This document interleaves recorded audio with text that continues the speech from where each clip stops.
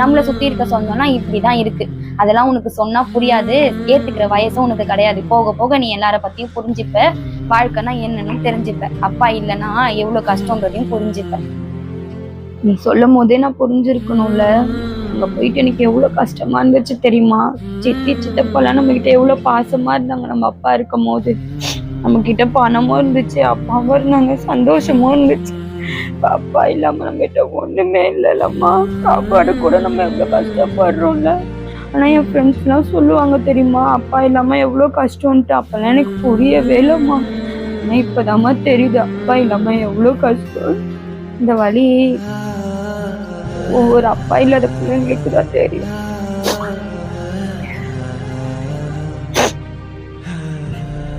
கவலைப்படாதம்மா, நம்ம ஒரு நல்ல நிலைமைக்கு வருவோம்.